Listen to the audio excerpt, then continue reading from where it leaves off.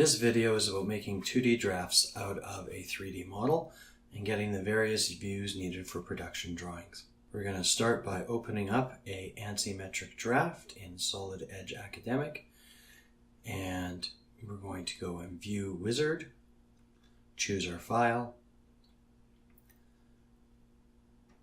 and in this case it's a block with a piece of text on it.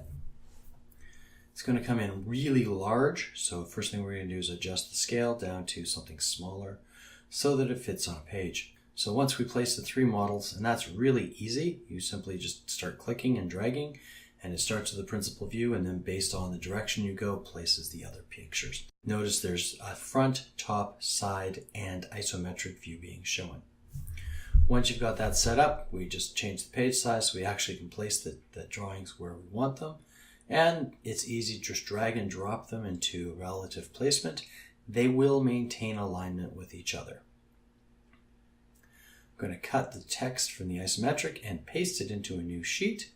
That way I can have it on a separate drawing. Once I've done this, I'm going to make an auxiliary view, which is a projection view on a face. This is really important if you're doing circles or you want to show the features of a face and be able to measure them easily.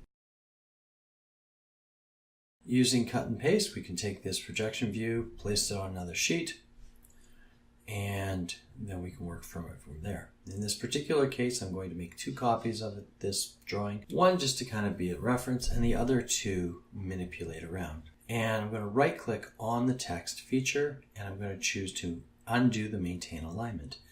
That way, although the projection is at an angle, the actual drawing I'm seeing can be made into a right or into an orthographic piece. So, choosing my rotation point, I'm going to click the point to rotate from. I'm going to rotate into relative position, but I really do want to get the angle so it's perfect. So I end up typing in the number 60 degrees. This just undoes the angle on the face of the object. And then clean up the drawing on the page so that it fits nice.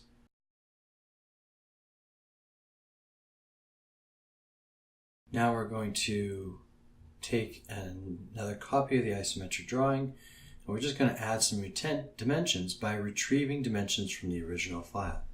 If there are special dimensions we want to add, we can use the dimensioning commands manually to add whatever dimensions we need.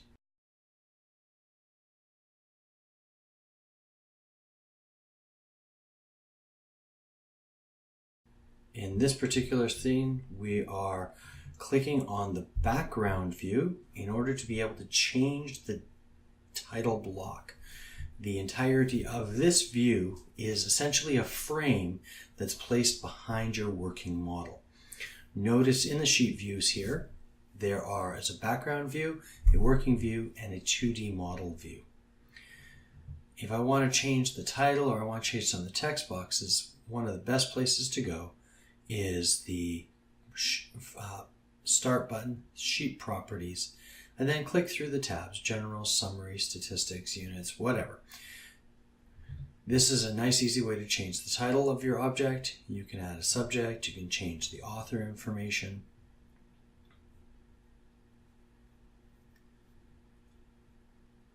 And if you even want, you can add some comments to the files.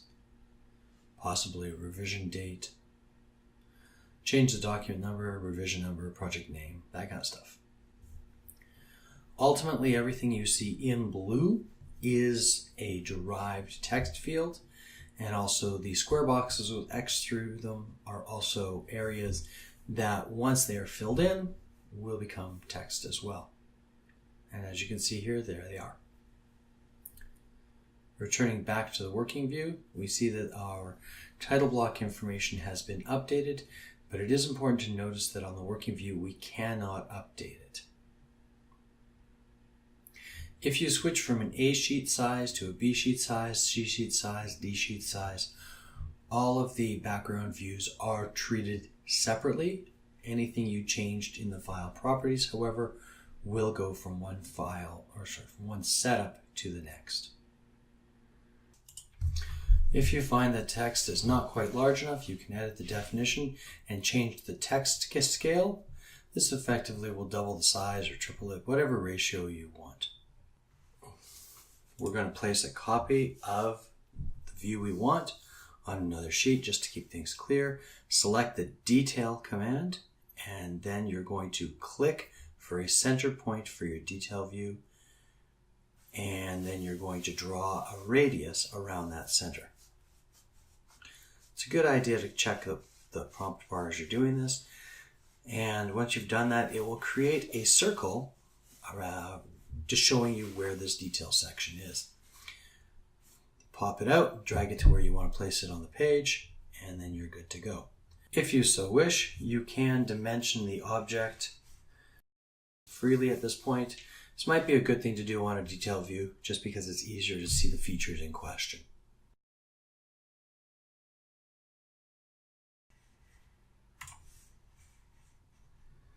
Once you have that finished, you can drag the entire model into wherever you want it on the page, just by simply clicking and dragging and dropping the original geometry.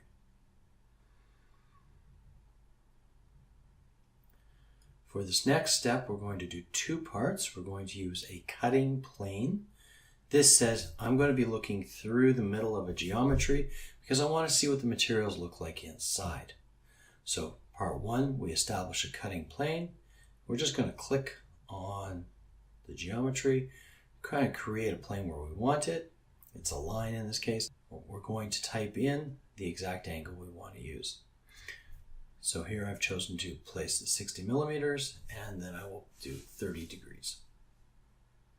Right click to exit, close the cutting plane, and then choose a direction that you're wanting to view. If you need to, you can edit the length of the cutting plane to make it easier so it's not conflicting with your object.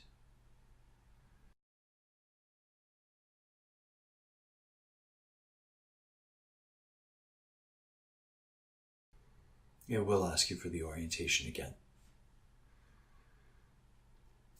The next piece is to do a section. And this says, all right, I have a view based on my cutting plane. And when you place the section, it's going to be orthogonal to the cutting plane itself.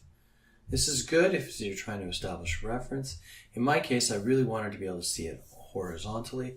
So I have to right click on it and undo the maintain alignment.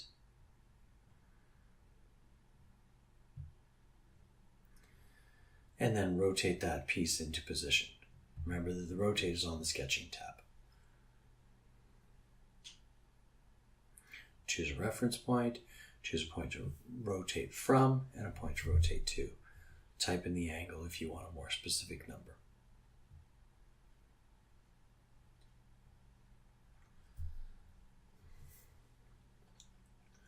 Drag and drop the parts where you want them, and that finishes up your drawing.